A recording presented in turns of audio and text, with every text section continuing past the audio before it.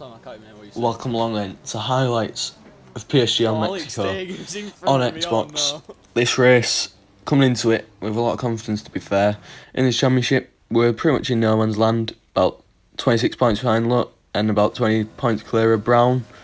So we're not probably going to not win the championship, and we're probably going to seal P2. So yeah, confidence going into this race is quite high.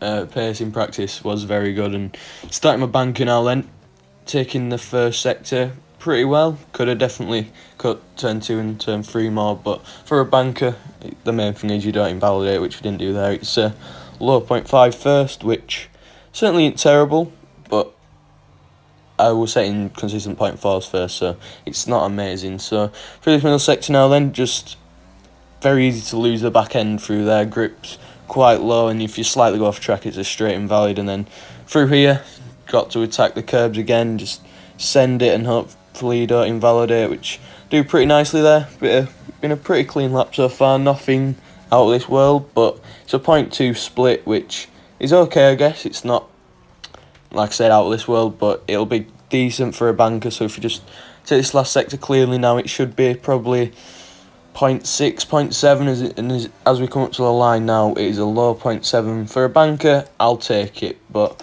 we've then invalidated my second run, so we didn't get a second run, and now we're on to my third run. This will probably be my last run in the session.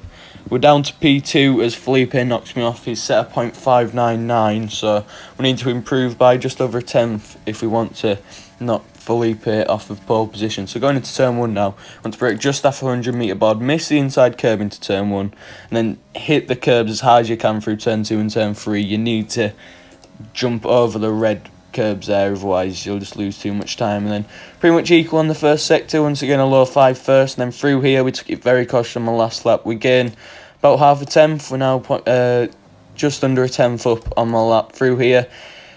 Take the first apex a bit too much, which compromises exit, but we're still a tenth up. Coming into here, we're just going to fling it in. We could have definitely took that more aggressively, but we haven't invalidated, which is the main thing. Over a 10 foot up now, so we are on to beat Felipe's time. Coming into the last sector, we're on a 0.0 split. We're into the last now. Rear tyres are screaming hot. You just don't want to lose the back end, so let's keep it in second gear to minimise the wheel spin. Through the last corner now, we have to run a little bit wide there, which definitely cost us time. So up to the line, it is a mid 0.5, which I'll take.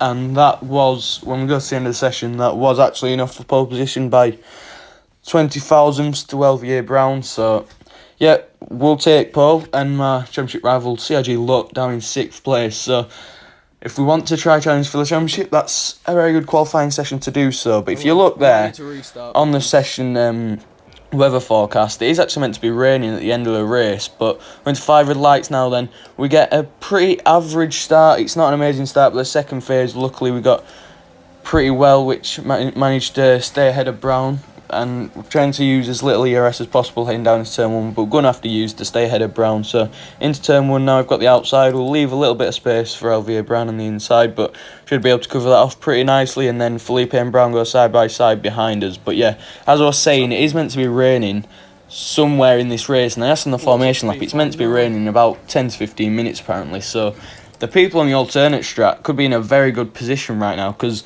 these softs will not last 15 minutes at all. But you can go about 10, 12 laps max on these. So yeah, at this stage I thought I'm going to try and eke the tyres out until the rain. So I wasn't going very quick on that lap too, as you can see there. It's not an amazing lap, but I thought I need to try and get these tyres till the rain. But after a while, after this lap here, I just thought that is not happening. The rain's not going to come in time, so I just thought I'm going to bolt, and as you can see there, I managed to break the DRS of SZ Felipe behind. So that was very crucial in this race, and as you can see now, I've got over a 1.5 second gap to Felipe on lap 7. I believe some people will pit pretty soon, as yeah, the rain's coming in about 10 minutes at this point, so they may as well try to get the undercut and jump a few positions. But yeah, right now I'm in a very good groove, driving really well. I only picked up probably one warning at this stage, I think, so just trying to not get as many warnings. We can use some ERS to pull away even more, but as you saw there, Olivier Brown did pit onto mediums that lap, so I think we're going to use some ERS this lap and pit in this lap for a set of medium compound tyres, which we are about to do. We've got a 2-second gap to Felipe behind, so we shouldn't have to worry about getting held, hopefully. So yeah, into the pit lane now, avoid the bollard. Let's not do a Simon Wagner and get a 5-second time penalty, which we take the pit entry legally there, which was good. Do we get held in the pits? It's not ideal. We got held probably about second there, but shouldn't cost us too much when we leave the pits. We should still be in the net lead as we come out the pits now. And where will Brown rejoin? He probably will be in the net second, but we need to get out ahead of Brown as McCabe Sampson's fastest lap. He did a 2-lap undercut, and as you can see there, we're just about ahead of Olivier Brown, even with slightly getting held up in the pits. So still in the net lead, but it's not about to turn into a net lead because Jakey B, V7E Wee Todded, is in the lead on a set of hard compound tyres. Them hards will easily go 20 laps, and so he'll probably get to the rain, and you can already see here it's definitely getting a bit more overcast than what it was before. But here, I'm not sure what happened here. So my teammate Sincoxtes spun. We overtake him, but apparently it's illegal, which I don't really understand. So we had to let him through. We've lost a good part of a second there, which was not ideal. This wash driver needs to get back on pad. I don't know how you can spin out of that corner, but he did. So we're going to overtake him now. Down the inside. Sent him to the shop. See you later, mate. Hopefully he can stay ahead of Brown, because this is a very good opportunity to break the DRS of Brown if he can't get past Sincoxtes. But knowing Oxtes, Brown will probably fly straight past Oxtes. He'll spin or something. But if you look on the minimap there, just look how far ahead Jakey B is. He's got a good 10-second gap at this point, which, yeah, ain't great. But we're right on board with Sincoxtes now, and he's just killed Felipe. That is shocking from my teammate. Felipe came across, and there's contact between Felipe and Oxtes.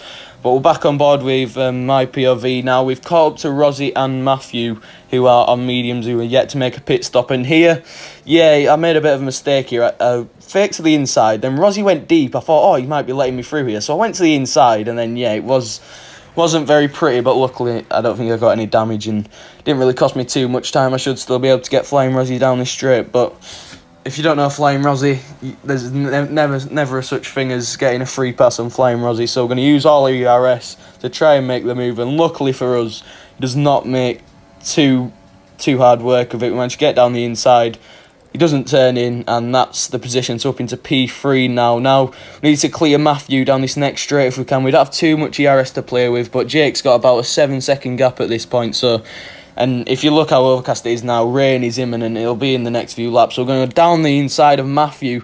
Luckily for us, he turned out the corner. Otherwise, if he wanted to there, he could have easily spun us round. But we've got the outside of Matthew now with the extra grip on the fresh mediums. We get into P2, and as you can see there, Jake is just miles clear. It's about to rain any minute, and yeah, Jakey B has played the strategy perfect here. Got about a 7-second gap on hard, so now we're just going to have to push as hard as we can. We've got a big gap to the guys behind who haven't pitted. Unfortunately for us, it is luck behind. But as you can see here now, it is actually raining, and Sincoxtes has brought out the safety car. Everything in this race seems to be to do with him.